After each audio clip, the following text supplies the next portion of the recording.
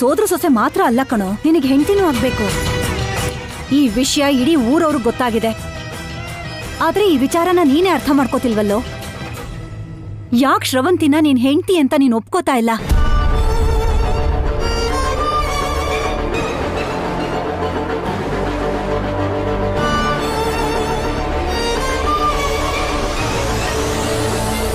ಸಣ್ಣ ವಯಸ್ಸಲ್ಲಿ ಯಾವಾಗ್ಲೂ ನಡೆದಿದ್ ಮದ್ವೆ ಅಲ್ವಾ, ಗೊಂಬೆ ಮದ್ವೆ ಅನ್ಕೊಂಡು ಸೀರಿಯಸ್ ಆಗಿ ತಗೊಳ್ಳೋ ಅಗತ್ಯ ಇಲ್ಲ ಅಂತ ಅನ್ಕೊಂಡಿದ್ಯೇನೋ. ಆದ್ರೆ ಆ ಹುಚ್ಚು ಹುಡ್ಗಿ ಹಾಗ ಅನ್ಕೊಂಡಿಲ್ಲ ಕಣೋ. ನೀನ್ ಕಟ್ಟಿರೋ ಮಂಗಳಸೂತ್ರನ ನಿಜ ಅಂತ ಭಾವಿಸಿ ನಿನ್ನ ಮೇಲೆ ಪ್ರೀತಿ ಬೆಳೆಸ್ಕೊಂಡು ಇಷ್ಟು ವರ್ಷ ನಿನಗೋಸ್ಕರನೇ ಕಾಯ್ತಾ ಬದುಕಿದಾಳೆ. ಅಂಥವಳಿಗೆ ಅನ್ಯಾಯ ಮಾಡ್ತೀಯಾ?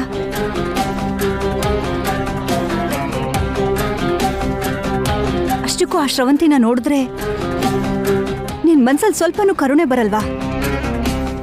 ಅಯ್ಯೋ ಪಾಪ ಅಂತ ಅನ್ಸಲ್ವೇನೋ?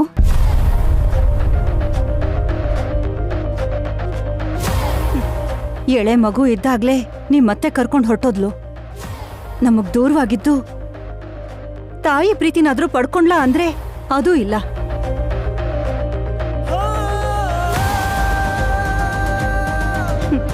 ಯಾವುದೋ ಅನಾಥಾಶ್ರಮದಲ್ಲಿ ಬಿಟ್ಟು ಅವಳ ಪಾಡಗಳು ಹೊರಟೋದ್ಲು. ಅಮ್ಮ ಯಾವಾಗ ಬರ್ತಾಳೋ ಅಂತ ತುಂಬಾ ಆಸೆಯಿಂದ ಕಾದು ಕಾದು ಕೊನೆಗೆ ನಮ್ಮನೆಗೆ ಬಂದು ಸೇರಿನು ಎಲ್ಲೂ ಅವಳಿಗೆ ನಿರಾಸೆ ಆಗೋದ್ರೆ ಅವಳಿಗೆ ಎಷ್ಟು ದುಃಖ ಆಗಲ್ಲ ಕಂದ.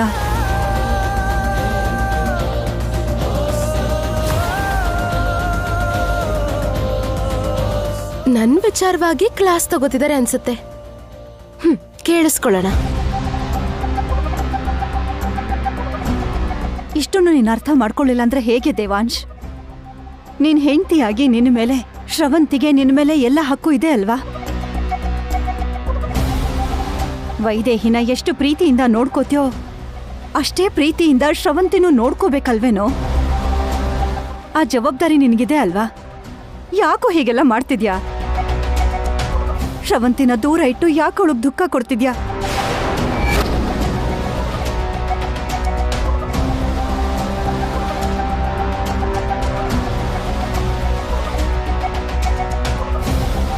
ಇವನಿಗೆ ಅರ್ಥ ಆಗೋ ಹಾಗೆ ನೀವಾದ್ರೂ ಹೇಳ್ರಿ.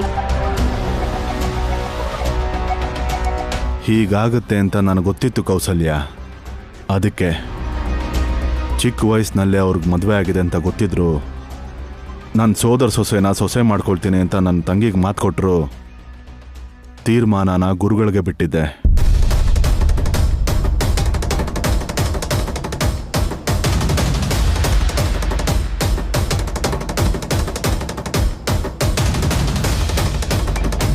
ಮಗನೇ, ಗುರುಗಳು ನಮಗೆ ದೇವರಿಗೆ ಸಮಾನ. ಅವರೇನೇ ಹೇಳಿದ್ರು ನಮ್ಮ ಕುಟುಂಬಕ್ಕೆ ಒಳ್ಳೇದಾಗ್ಲಿ ಅಂತಾನೆ ಹೇಳ್ತಾರಲ್ವಾ. ಅವ್ರು ಹೇಳಿದ್ದನ್ನೆಲ್ಲ ನಾವು ಪಾಲಿಸ್ತಿದ್ದೀವಲ್ವಾ. ಶ್ರವಂತಿಗೂ ಕೂಡ ನಿನ್ನ ಹೆಂಡತಿಯಾಗಿರೋದಕ್ಕೆ ಯೋಗ್ಯತೆ ಇದೆ ಅಂತ ಅವರೇ ಹೇಳಿದ್ಮೇಲೆ ಮತ್ತಿನ್ಯಾಕೆ ಯೋಚನೆ ಮಾಡ್ತೀಯ? ಯಾಕೆ ಶ್ರವಂತಿನ ಹೆಂಡತಿ ಅಂತ ಒಪ್ಕೊಳಕ್ಕಾಗ್ತಿಲ್ಲ? ಯಾಕಂದ್ರೆ ನನಗೂ ಒಬ್ಳು ಹೆಂಡತಿ ಇದ್ದಾಳಪ್ಪ.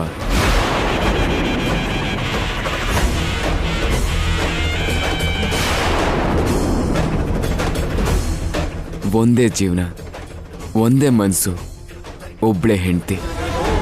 ಬೇರೆಯವ್ರಿಗೆ ಸ್ಥಾನ ಕೊಡೋಕ್ಕಾಗಲ್ಲ.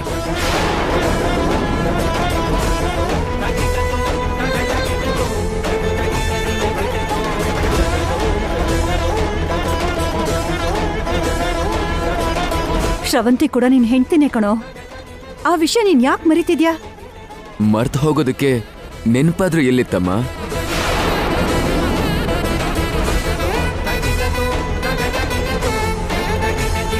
ಚಿಕ್ಕ ವಯಸ್ಸಲ್ಲಿ ಏನಾಗಿತ್ತೋ ನನಗೆ ಗೊತ್ತಿಲ್ಲ. ಅದಾದ್ಮೇಲೆ ಆ ವಿಷಯವಾಗಿ ಯಾರು ಯಾವತ್ತು ಎಲ್ಲೂ ಏನೂ ಮಾತಾಡಿಲ್ಲ. ಇಂಡಿಯಾಗೆ ಬರೋವರೆಗೂ ನಾನು ಒಂಟಿಯಾಗಿದ್ದೆ. ಹಾಗಿರ್ಬೇಕಾದ್ರೆ ವೈದೇಹಿ ನನ್ನ ಜೀವನದಲ್ಲಿ ಕಾಲಿಟ್ಲು.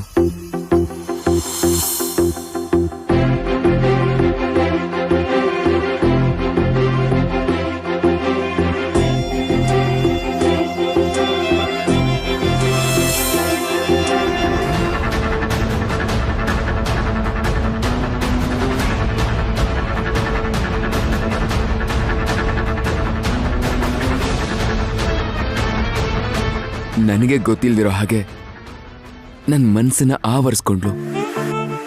ಅದು ಎಷ್ಟ್ರ ಮಟ್ಟಿಗೆ ಅಂದ್ರೆ ನಾನು ಶ್ರೇಯಾನ ಮದುವೆ ಆಗಿದ್ದೀನಿ ಅಂತ ನಾವೆಲ್ಲರೂ ಅಂದ್ಕೊಂಡಿದ್ದಾಗ್ಲೂ ಕೂಡ ಯಾವತ್ತೂ ನಾನು ಶ್ರೇಯಾನ ಹೆಂಡತಿಯಾಗಿ ಒಪ್ಕೊಳಕ್ಕಾಗ್ಲೇ ಇಲ್ಲ. ಪ್ರತಿ ಕ್ಷಣ ವೈದೇಹಿ ಬಗ್ಗೆನೇ ಯೋಚನೆ ಮಾಡ್ತಾ ಇದ್ದೆ.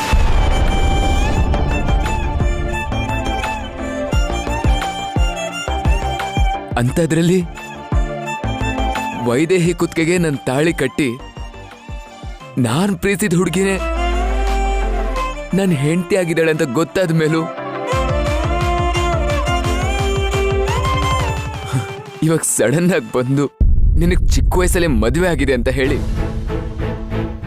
ಯಾವುದೋ ಒಂದು ಹುಡುಗಿನ ತೋರಿಸಿ ಇವಳೇ ನಿನ್ನ ಹೆಂಡತಿ ಅಂತ ಹೇಳಿದ್ರೆ ವೈದೇಹಿನ ಬೇಡ ಅಂತ ಹೇಳಿ ಅವಳಿಗೆ ಮೋಸ ಮಾಡೋಕ್ಕಾಗತ್ತಾ?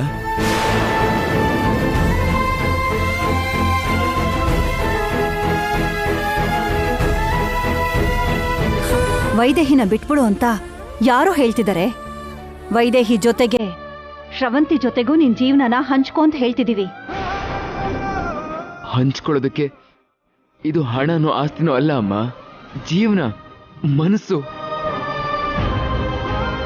ಒಬ್ರನ್ನ ಪ್ರೀತಿಸಿ ಇನ್ನೊಬ್ರಿಗೆ ಮನ್ಸಲ್ಲಿ ಜಾಗ ಕೊಡ್ಬೇಕಂದ್ರೆ ಅದನ್ನ ಹಂಚ್ಕೊಳ್ಳೋದು ಅಂತ ಹೇಳಲ್ಲ, ಮೋಸ ಮಾಡೋದು ಅಂತಾರೆ.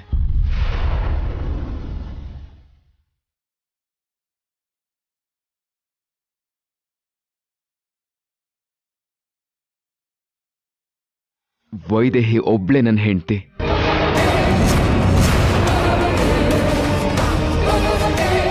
ನನ್ನಿಂದ ಶ್ರವಂತಿನ ಅತ್ತೆ ಮಗಳಾಗಿ ನೋಡೋಕ್ಕಾಗುತ್ತೆ ಹೊರತು ಯಾವತ್ತೂ ಅವಳನ್ನ ಹೆಂಡತಿ ಅಂತ ಒಪ್ಕೊಳ್ಳೋಕ್ಕಾಗಲ್ಲ. ನನ್ನ ಜೀವನನ ಅವಳ ಜೊತೆ ಹಂಚ್ಕೊಳ್ಳೋದಿಲ್ಲ.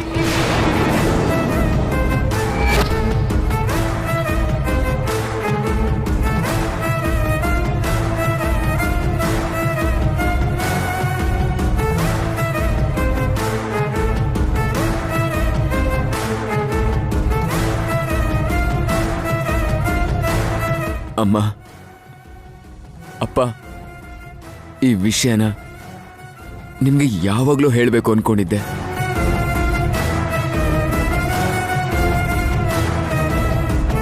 ಆದ್ರೆ ನೀವೇನು ಅನ್ಕೋತಿರೋ ಅಂತ ನಾನು ಹೇಳಿರ್ಲಿಲ್ಲ. ಇವಾಗ ನೀವೇ ಕೇಳಿದ್ದಕ್ಕೆ ಹೇಳ್ತಾ ಇದ್ದೀನಿ. ಇದೇ ನನ್ನ ನಿರ್ಧಾರ. ಇದರಲ್ಲಿ ಯಾವ ಬದಲಾವಣೆನೂ ಇರಲ್ಲ. ದಯವಿಟ್ಟು ಈ ವಿಚಾರವಾಗಿ ನನ್ನ ಬಲವಂತ ಮಾಡಬೇಡಿ.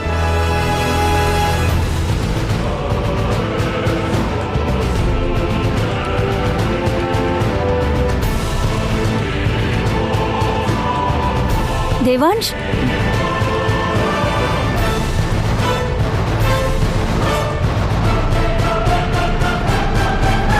ಇವನನ್ನ ನನ್ನ ದಾರಿಯಲ್ಲಿ ಕರ್ಕೊಂಡು ಬರೋದು ಹೇಗೆ? ನಾನು ಅನ್ಕೊಂಡಿರೋದನ್ನೆಲ್ಲ ಸಾಧಿಸೋದು ಹೇಗೆ?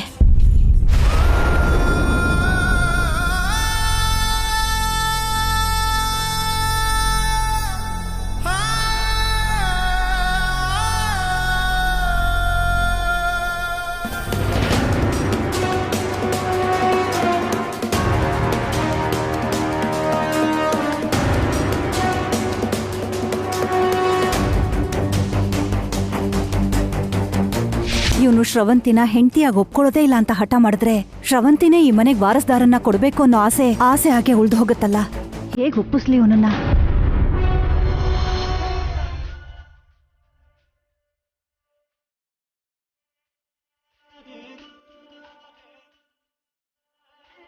ಇಷ್ಟು ನಡೀತಕ್ಕ?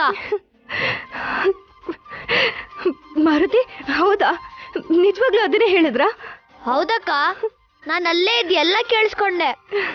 ನಿನ್ ಬಿಟ್ಟು ಬೇರೆ ಯಾರು ಬೇಡ ಅಂತ ಅತ್ತೆ ಮಾವನ್ ಮುಂದೆನೆ ಡೈರೆಕ್ಟ್ ಆಗಿ ಹೇಳ್ಬಿಟ್ರು. ನೀನಂದ್ರೆ ಭಾವಂಗ ಅಷ್ಟು ಪ್ರೀತಿ.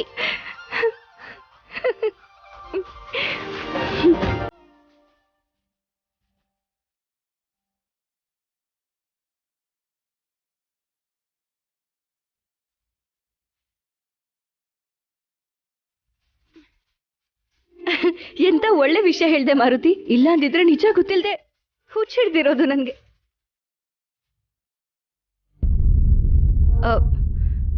ಆದ್ರೂ ಅತ್ತೆ ಮಾವನ ಹತ್ರ ಆತರ ಮಾತಾಡಿ ನನ್ನ ಹತ್ರ ಹೀಗೆ ಹೇಳ್ತಾರಾ? ಅವ್ರಿಗೆ ಬುದ್ಧಿ ಕಲಿಸ್ತೀನಿರು ನಾನು. ಅಕ್ಕ ಪಾಪ ಹೋಗ್ಲಿ ಬಿಡಕ್ಕ, ಭಾವನ್ಗೇನು ಅನ್ಬೇಡ. ನಿನ್ನ ತಮಾಷೆಗೆ ಆಟಾಡ್ಸಕ್ ಹಂಗ್ ಮಾಡಿರ್ತಾರೆ. ಆಟ ಆಡ್ಸೋದಲ್ಲ, ಅಳ್ಸಿದ್ರು, ಎಷ್ಟು ಬೇಜಾರ್ ಮಾಡ್ಸಿದ್ರು ಗೊತ್ತಾ? ಮತ್ತೇನ್ ಯಾವತ್ತೂ ಅವ್ರು ಹೀಗ್ ಮಾಡ್ಬಾರ್ದು. ಒಳ್ಳೆ ಡೋಸ್ ಕೊಡ್ತೀನಿರು, ನೀನ್ ಹೋಗ್ ಮಾರುತಿ. ಅಕ್ಕ ಅಕ್ಕ ನಿಂತ್ಕೋ. ಎಸ್, ಕಮ್ ಇನ್.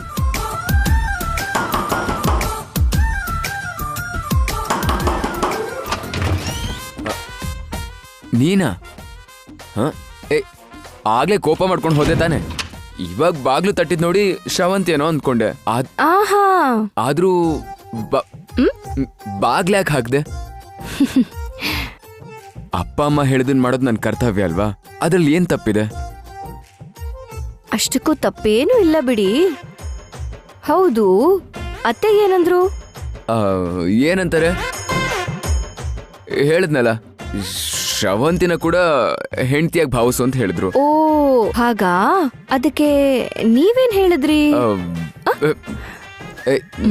ಅಲ್ಲೇ ನಿಂತ್ಕೊಂಡು ಮಾತಾಡ್, ನೀನು ಹತ್ರ ಬರ್ಬೇಡ. ಸಮಸ್ಯೆನ ಎಲ್ರು ಕೂತ್ ಬಗೆಹರಿಸ್ಕೋಬೇಕು. ಹೌದಾ, ಸರಿ ಹೇಳಿ, ನೀವೇನಂದ್ರಿ? ಆಗ್ಲೇ ಹೇಳ್ದೆ ಅಲ್ವಾ, ಆಹಾ, ಪಾಮನ್ ಮದ್ಗೆ ಇಲ್ಲ ಅಂತ ಹೇಳಕ್ಕಾಗ್ದೆ ಹ್ಞೂ ಅಂತ ಒಪ್ಕೊಂಡೆ. ಹೂ ಅಂದ್ರ? ಹೂ ಅಂದ್ರ? ಹ್ಞೂ ಅಂತ ಒಪ್ಕೊಳ್ದೆ. ಹೂ ಅಂದ್ರ?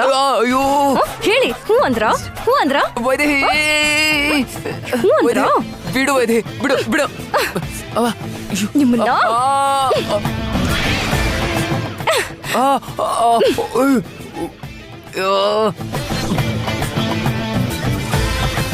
ಸಮಸ್ಯೆಗಳನ್ನ ಕೂತ್ ಮಾತಾಡ್ ಬಗೆಹರಿಸ್ಕೋಬೇಕು ವೈದೇಹಿ. ಆದ್ರೂ ಅಪ್ಪ ಅಮ್ಮನ್ ಮಾತು ಕೇಳ್ಬೇಕು ಅಂತ ಹಾಗಂತ ನೀನೇ ಹೇಳ್ತೀಯಲ್ಲ. ಸರಿ ಬಿಡು ವೈದೇಹಿ. ಸಾಯಿಸ್ಬಿಡ್ತೀಯಾ ನಿನ್ನ?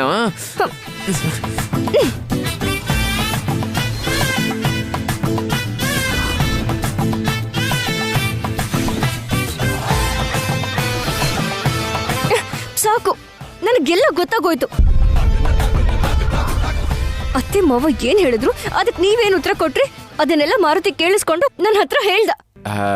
ಗೊತ್ತಾಗೋಯ್ತಾ? ಹಾಗಾದ್ರೆ ವಿಷಯ ಎಲ್ಲ ಗೊತ್ತಾಗಿದೆ ಅಂತ ಆಯ್ತು. ಹೌದು, ಕಣ್ಣಿಂದ ಕಣ್ಣೀರ್ ಲೀಕ್ ಆಗೋಯ್ತು, ಹಾರ್ಟಿಂದ ಪ್ರಾಣನೇ ಲೀಕ್ ಆಗೋಯ್ತು.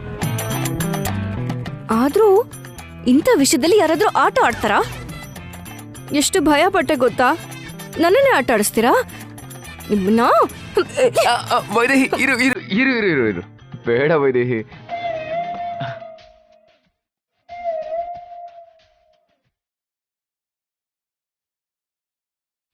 ನಿಜ ಅಲ್ಲ ಅಂತ ಗೊತ್ತಾಯ್ತು ತಾನೆ, ಆದ್ರೂ ಯಾಕೆ ಕೋಪ? ಗೊತ್ತಾಯ್ತು, ಆದ್ರೆ ಎದೆ ಬಡಿತ ಇನ್ನೂ ಕಡಿಮೆನೇ ಆಗಿಲ್ಲ ನೋಡಿ. ಅಷ್ಟೊಂದು ಭಯ ಆಗೋಯ್ತು. ಇನ್ಯಾವತ್ತೂ ತಮಾಷೆಗೂ ಕೂಡ ಆತರ ಮಾತಾಡ್ಬೇಡಿ. ವೈದೇಹಿ, ಏನಿದು? ಏನೋ ರೇಗ್ಸೋದಕ್ಕೆ ಅಂತ ಹೇಳ್ದೆ, ಅದನ್ನೇ ಎಷ್ಟು ಸೀರಿಯಸ್ ಆಗಿ ತಗೊಂಡ್ರೆ ಹೇಗೆ? ಸರಿ, ಒಂದ್ ವೇಳೆ ನಾನು ಹಾಗೆ ಅಂದೆ ಅನ್ಕೋ, ನೀನ್ ನಂಬಿಡ್ತೀಯಾ? ನನ್ನ ಮನ್ಸಲ್ಲಿ ನಿನಗ್ ಬಿಟ್ರೆ ಬೇರೆ ಯಾರಿಗೂ ಜಾಗ ಇರಲ್ಲ ಅನ್ನೋ ವಿಚಾರ ನಿನಗ್ ಗೊತ್ತಿಲ್ವಾ? ಹೇಳು.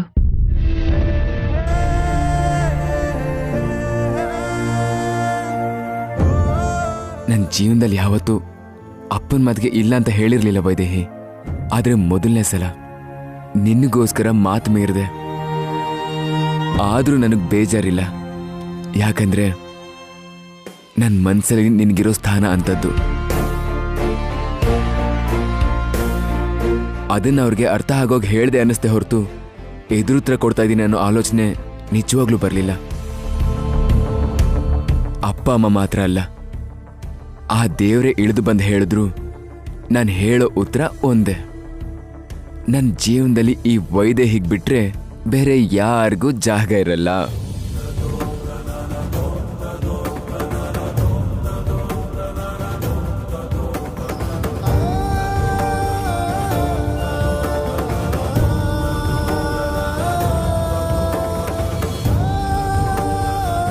ಪರಿಸ್ಥಿತಿ ಎಂಥದ್ದಾದ್ರೇನು ವೈದೇಹಿ, ನಮ್ಮ ಸಂಬಂಧ ಬದಲಾಗುತ್ತಾ?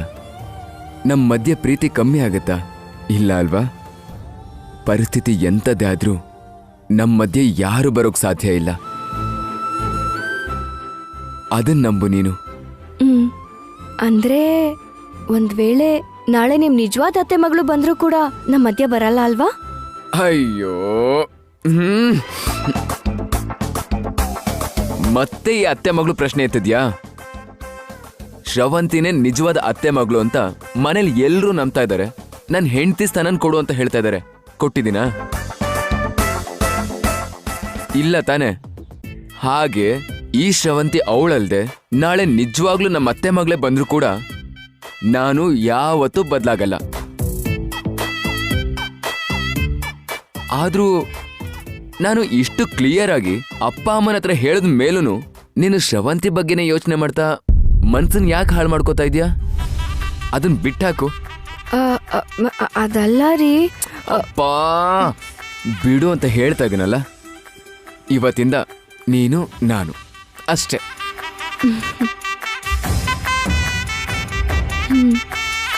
ಅಷ್ಟಕ್ಕೂ ಶ್ರವಂತಿ ಯಾರು? ಅವ್ಳು ರಿಯಲ್ಲ ಫೇಕಾ ಇದೆಲ್ಲ ಬೇಕಿಲ್ಲ. ಅರ್ಥ ಆಯ್ತಾ?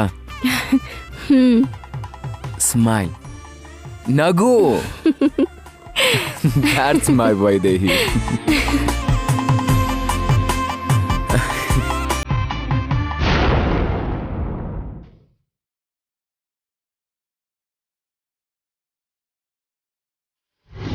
ಒಂದೇ ಜೀವನ, ಒಂದೇ ಮನ್ಸು, ಒಬ್ಳೆ ಹೆಂಡತಿ. ಬೇರೆಯವ್ರಿಗೆ ಸ್ಥಾನ ಕೊಡೋಕ್ಕಾಗಲ್ಲ.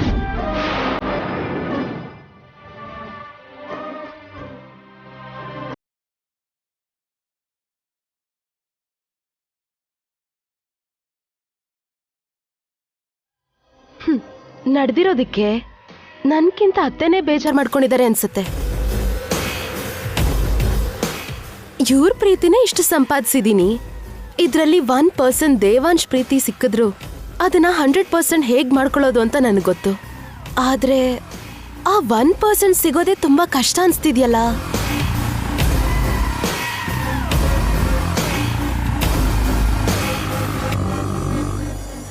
ಅತ್ತೆ, ಇವಾಗ ಏನಾಯ್ತು ಅಂತ ನೀವಿಷ್ಟು ಬೇಜಾರ್ ಮಾಡ್ಕೊಂಡಿದ್ದೀರಾ? ಇನ್ನು ಏನಾಗ್ಬೇಕಮ್ಮ? ಈ ಮನೇಲಿ ಮಗು ಅಳೋ ಶಬ್ದ ಕೇಳ್ಬೇಕಂತ ನಾನು ಎಷ್ಟೆಲ್ಲ ಆಸೆ ಪಟ್ಟಿದ್ದೀನಿ. ಜೊತೆಗೆ ಆ ಮಗು ನಿಂದೆ ಮಗು ಆಗಿರ್ಬೇಕು ಅಂತಾನೂ ಆಸೆ ಪಡ್ತಿದ್ದೀನಿ. ಆದ್ರೆ ಅವನು ನಿನ್ನನ್ನ ಹೆಂಡತಿಯಾಗಿ ಒಪ್ಕೊಳ್ಳೋದೇ ಇಲ್ಲ ಅಂತಂದ್ರೆ ನನ್ನ ಆಸೆ ಯಾವಾಗ ಪೂರ್ತಿ ಆಗೋದು? ಅಷ್ಟಕ್ಕೂ ನೀವಿಬ್ರು ಒಂದಾಗ್ಬೇಕು ಅಂತಾನೆ ಅಲ್ವಾ ನಿಮ್ಮಿಬ್ಬರಿಗೂ ಶೋಭನ ಏರ್ಪಾಟ್ ಮಾಡಿದ್ದು? ಹೌದು, ಆವತ್ತು ನಿನ್ನನ್ನು ಅವನು ಹೆಂಡತಿಯಾಗಿ ಭಾವಿಸದ್ನ ಇಲ್ವಾ ಶ್ರವಂತಿ? ಆವತ್ತು ನೀನು ನನಗೆ ಹೇಳಿದ ಸತ್ಯನಾ?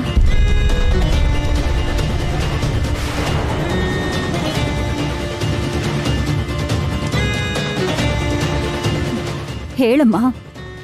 ಆವತ್ತು ನೀವಿಬ್ರು ಒಂದಾಗಿದ್ದಿದ್ರೆ ಇವತ್ತು ದೇವಾಂಶಿ ಮಾತನ್ನ ಹೇಳ್ತಾ ಇರಲಿಲ್ಲ. ಏನ್ ನಡೀತು ಅಂತ ಹೇಳು.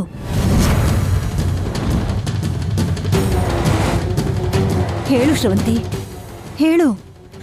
ನೀವ್ ಹೇಳ್ತಿರೋದು ನಿಜಾನೇ ಅತ್ತೆ. ಅವತ್ತು ನಾನು ದೇವಾಂಶ್ ಬಾವ ಕಸಿನ್ಸ್ ತರ ಇದ್ವೇ ಹೊರತು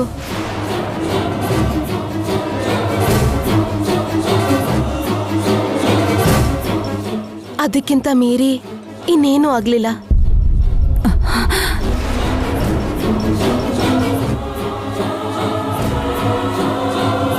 ಅವತ್ತೇ ಈ ವಿಷಯ ಹೇಳಿದಿದ್ರೆ ನಿಮಗ್ ತುಂಬಾ ಬೇಜಾರಾಗತ್ತೆ ಅಂತ ನಾನು ಹೇಳಿಲ್ಲ ಅತ್ತೆ.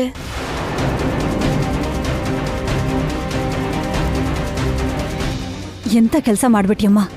ಇಂಥ ವಿಷಯಗಳನ್ನ ಯಾರಾದ್ರೂ ಮುಚ್ಚಿಡ್ತಾರಾ? ಆವತ್ತೇ ಹೇಳಿದಿದ್ರೆ ಇವತ್ತು ಇಂಥ ಪರಿಸ್ಥಿತಿ ಬರ್ತಾ ಇರಲಿಲ್ಲ. ಕ್ಷಮಿಸಿ ಅತ್ತೆ. ಅವತ್ತಾಗದೇ ಇದ್ರೇನು, ಯಾವತ್ತಾದ್ರೂ ಒಂದಿನ ನಾನು ಭಾವ ಒಂದಾಗ್ತೀವಲ್ಲ, ನಿಮ್ಗ್ಯಾಕೆ ಬೇಜಾರು ಮಾಡಿಸೋದು ಅಂತ ಹೇಳಲಿಲ್ಲ. ನಿನಗಿರೋ ಕಾಳಜಿ ಅವನಿಗಿಲ್ವಲ್ಲಮ್ಮ.